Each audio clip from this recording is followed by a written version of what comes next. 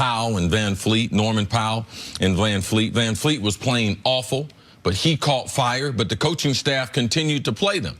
Compared to, on the other side, Coach Bud, Mirotic. He benches him game number 5 after he had struggled in the previous series. So how is the team going to duplicate what they did in Milwaukee, what they did in the regular season, the postseason? They weren't able to do it.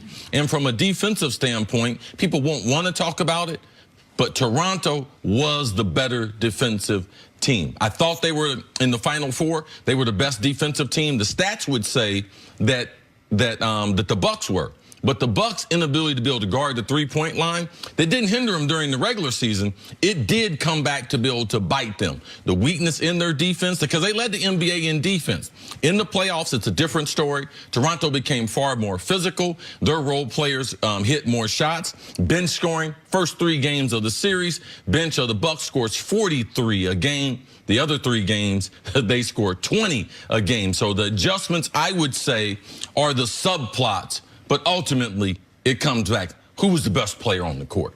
In basketball, most times, you're going to win.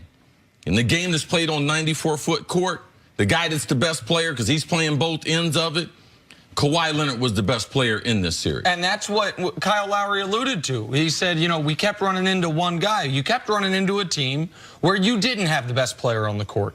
And this time you did have the best player on the court. Listen, I obviously got this dead wrong. I said a couple weeks ago the Bucks were going to win the championship. And as of 10 days ago, I felt better about that than I did when I first said it. They're up 2-0 in this series. They had just blown out Toronto in game 2. And even after game 3, that was a double overtime game.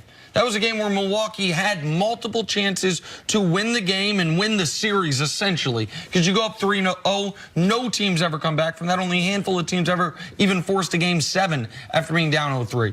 But that was the turning point in this series. The Raptors in that game were able to close it out. They then blow them out in game 4. And then what is the story of game 5 and 6?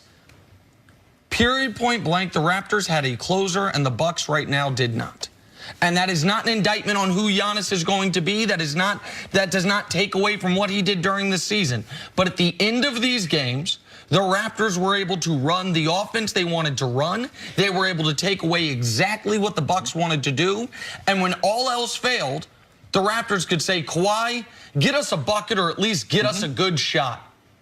And the Bucks could not do that. The Raptors could do that, I should say, and the Bucks could not do that. It was, I mean, it really is, to me, it is all the points you make that I was saying, can you even keep playing Van Vliet? And then you started shooting 85% from 3. The minutiae of the Bucks' #1 defense in basketball, despite allowing the most 3-pointers in basketball.